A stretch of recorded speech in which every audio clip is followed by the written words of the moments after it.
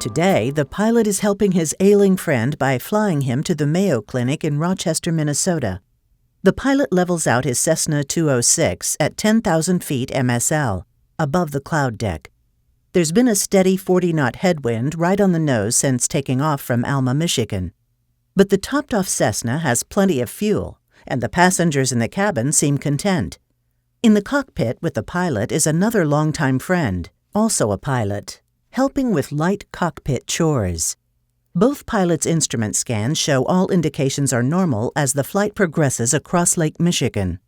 Neither can anticipate what is about to happen. As if provoked, right at the midpoint of the lake, the engine misfires. Both pilots jump to attention as the fuel flow drops rapidly and the engine loses power. There's not much time to lose. In a split-second decision, the pilot alerts Minneapolis Center and turns the airplane around, trading headwind for tailwind, and hoping they'll be able to make the Michigan shore. According to the airplane manual, a glide from 10,000 feet equals 15 miles, not enough distance to make the shoreline that lies some 20 miles ahead. The pilot switches tanks and adjusts the mixture to try to restore power. Then the engine fails completely. As the aircraft descends, the pilots desperately troubleshoot the problem, but nothing works.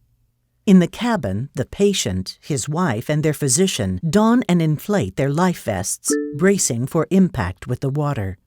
Dreadful minutes pass as the airplane closes in on the shore and descends below the clouds.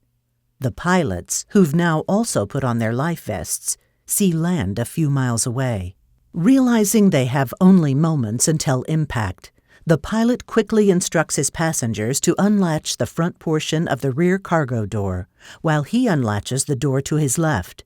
Within the next 60 seconds, the aircraft impacts the lake. The Cessna pitches forward, flips over, and fills with water. Only the pilot survives. What can we learn from this tragedy? To the naked eye, there was no apparent reason to believe the flight would be in danger. The pilot and his friend had flown volunteer patient transport for many years. The pilot's thoughtful pre-flight included proper fuel planning and went well beyond the regulations when he ensured life jackets for everyone on board, not a requirement for a Part 91 flight not operated for hire. Yet a good idea when crossing a large body of water. However, there was one critical thing that had escaped the pilot's attention. During the accident investigation, the NTSB found that the firewall fuel strainer gasket did not provide a complete seal between the fuel screen and the fuel strainer's upper body, allowing debris in the fuel to migrate to the engine's fuel inlet filter screen in the fuel metering assembly. Further inspection revealed the fuel inlet filter screen was partially obstructed with debris, the same debris that obstructed the fuel flow through the opening to the fuel screen.